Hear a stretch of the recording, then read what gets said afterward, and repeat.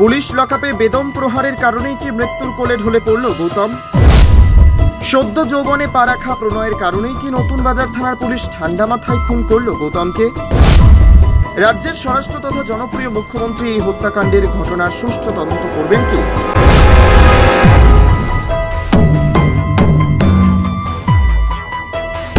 অমরপুর মহকুমার উপনগরী বলে পরিচিত চেলাগাং সুভাষ কলোনি এলাকার বাসিন্দা গোপাল দাসের ছোট ছেলে গৌতম দাসকে মাত্র 20 বছর বয়সেই এই পৃথিবী ছেড়ে চলে যেতে বাধ্য করা হলো। গৌতমের অপরাধ ছিল সে যৌবনের ধর্মে আকৃষ্ট হয়ে মহকুমার আর এক উপনগরী নতুন বাজার এলাকার নিবাসী এক যুবতীর সাথে প্রণয়ের সম্পর্কে আবদ্ধ হয়েছিল। গত শনিবার এই প্রেমিক যুগল বাড়ির লোকজনদের অজান্তে অমরপুর মহকুমা থেকে পালিয়ে সাবরুম মহকুমায় অবস্থিত গৌতমের মামার বাড়িতে গিয়ে আশ্রয় নেয়। এদিকে বাড়ির মেয়ে প্রেমিকের হাত ধরে পালিয়ে যাওয়ার ব্যাপারটি বুঝতে পেরে মেয়ের আত্মীয় স্বজন গৌতম দাসের নামে নতুন বাজার থানায় একটি লিখিত অভিযোগ দায়ের করে।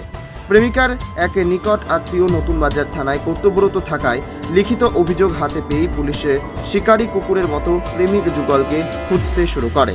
সাবরুম মহকুমায় অবস্থিত গৌতমের মামার বাড়িতে প্রেমিক যুগলের অবস্থান করছে খবর পেয়ে পুলিশ তাদেরকে আটক করে নতুন বাজার থানায় নিয়ে আসে।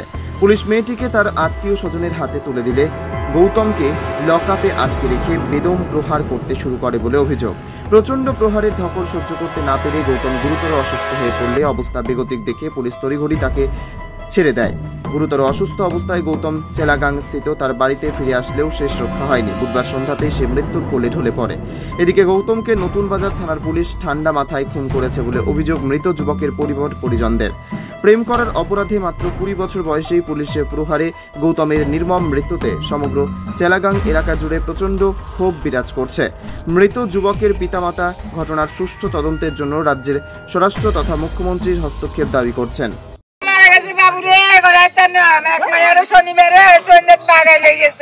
আচ্ছা, মামার বাড়িতে নিচে পরে শনিবার রাত্র আসছিল আমার ভাই বাইব আমরা বাড়িতে আইছে শনিবার দিন জেলে লইয়া গেছে ইন্দি মায়া লইয়া গেছে তার বাবুর বাড়িতে আসলে বাবুর বাড়ি থাকার পরে রবিবার রাত্রে 2:30 বাজে তারা পুলিশ যাইয়া উঠছে। আচ্ছা, পুলিশ আইয়া কি জানে নতুন বাজার লইয়া গেছে? সাবরুম থানাত নিছে, সাবরুম থানা থেকে নতুন বাজার থানা টানছে। নতুন বাজার থানাতে আমার পরে চেলাগাং আমার পরে তার শরীর খারাপ অসুস্থ হয়ে গেছে গা। তো নতুন বাজার থানাত কি তারে কোনো টর্চার করছে পুলিশে এরকম কিছু আপনার কাছে কইছে নি? তাহলে তো আপনার নতুন বাজার পুলিশে তাহলে কইতেছেন মারছে। ও মারা তার মানে কি এই স্পট গুলা মারার দাগই ন্যায্য বিচারক শাস্তি হোক যা আমার বাইরে এভাবে মারছে আমার বাইরে যারা যারা মারছে শাস্তি হোক শাস্তি চাই। প্রশাসন দিছে শাস্তি চাই, শাস্তি আমরা প্রশাসন দিছে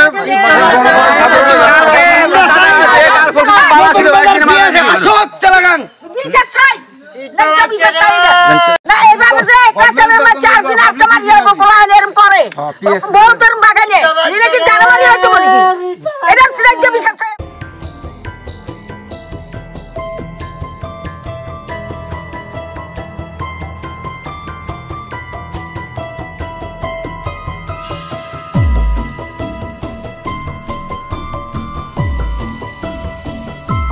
সেখানে বিচারের নামে নিয়ে গিয়ে আবারও সেখানে পেটানো হয়।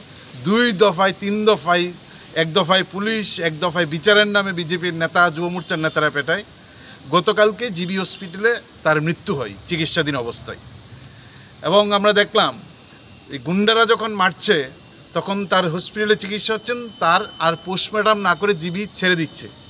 আজকে পরিবারের লোকজন এখানে অমরপুর হসপিটালে এনে তার পোস্টমর্টম করার জন্য নিয়ে আসেন।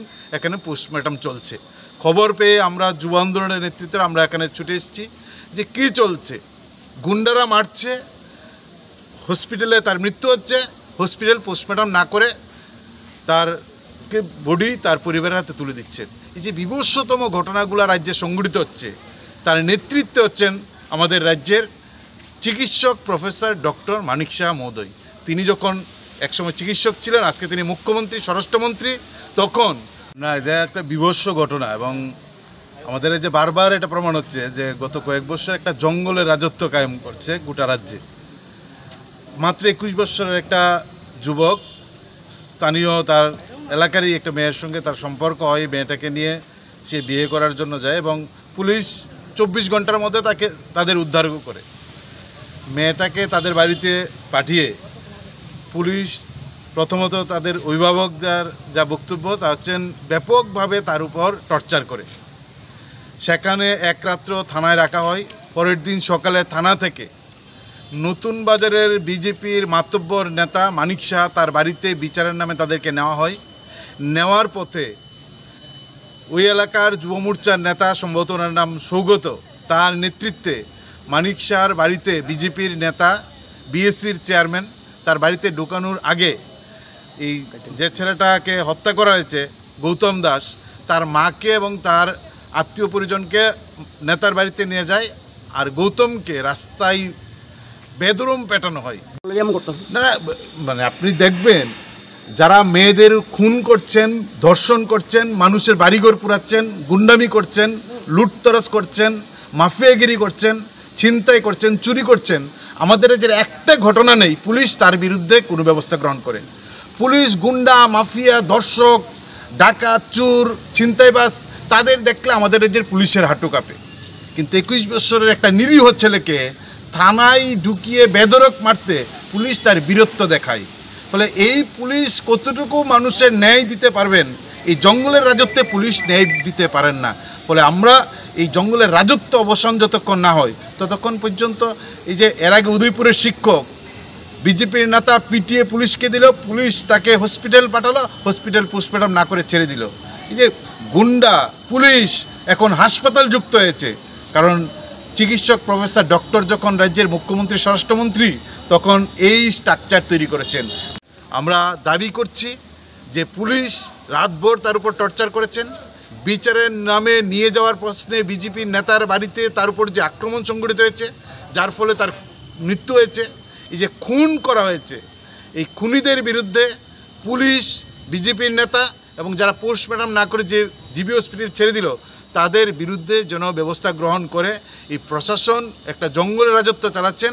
কিন্তু আমরা মনে করি এই প্রশ্নে গৌতম দাস মাত্র 21 বছরের ছেলে, তার যেভাবে মৃত্যু হয়েছে, মৃত্যুর পথে নিয়ে যাওয়া এবং মৃত্যুর পর তাকে ছেড়ে দেওয়া পোস্টমর্টম না করে, এর বিরুদ্ধে যেন কঠোর ব্যবস্থা গ্রহণ করা হয় আমরা এই দাবি করছি। আমরা এখানে যাওয়ার আগে এসডিপিওর সঙ্গে আমরা দেখা করব, নিশ্চয়ই এসপির সঙ্গে কথা বলবো, সর্বোচ্চ আধিকারিকদের কাছে দাবি করব এবং এই বিচারের শেষ আমরা দেখব।